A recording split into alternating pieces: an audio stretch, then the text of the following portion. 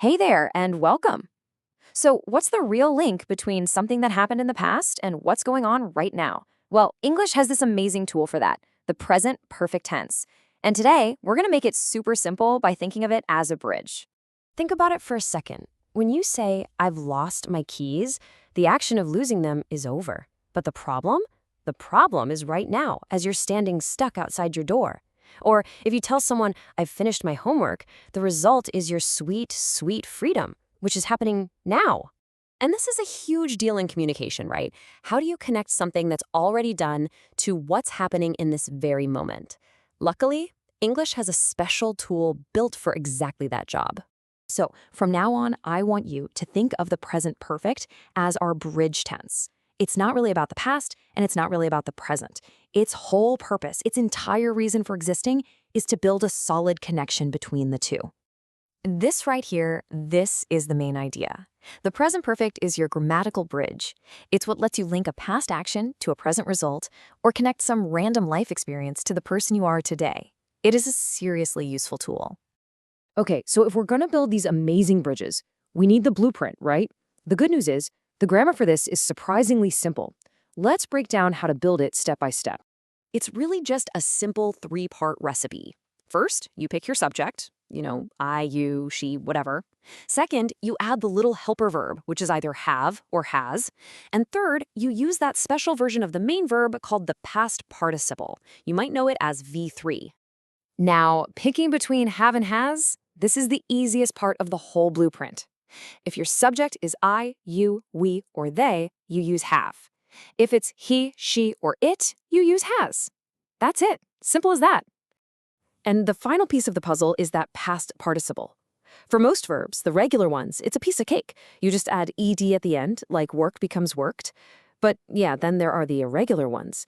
They have their own special forms you just kind of have to learn, like how go becomes gone and eat becomes eaten. So now that we've got the blueprint down, let's explore the three main destinations this amazing bridge can take us to. These are basically the three big reasons we use the present perfect.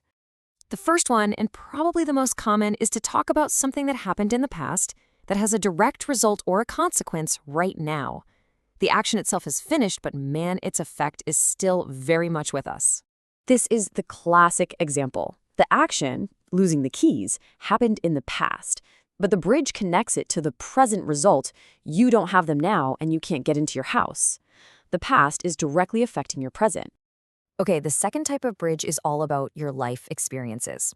We use this when we want to say that something happened, or maybe it didn't happen, at some random point in a person's life up to this moment. The exact time it happened? Totally unimportant. See, this sentence isn't about last Friday night or some specific dinner party. The bridge covers her entire life, from the past all the way up to right now, just to tell us about her experience or lack of experience with sushi. And our third bridge is for duration. This one connects a starting point in the past all the way to the present, showing that a situation or an action has been going on for that whole period of time and is still going on. Exactly. This sentence means the action of living here started 5 years ago, and it's still happening right now. The bridge spans that entire 5-year gap, connecting then to now. Okay, so you've got the blueprint, and you know the three main bridge designs. Now let's look at the road signs. The key words and sentence structures that basically scream at you that it's time to use the present perfect. When you see these words, a little bell should go off in your head. Words like ever, never, just, for, and since. They're classic signals that you're in present perfect territory. Oh, and this trips up so many people. For versus since. But it's actually super simple. You use for when you're talking about a period of time, like 3 years. And you use since when you're naming the specific starting point, like the year 2020. And making questions is a breeze. You just take the subject and the helper verb and you flip them. So instead of saying you have finished, you just ask, have you finished? That's it. Negatives are just as easy. You just add not after have or has. And, when we're actually talking, we pretty much always squish them together into haven't or hasn't.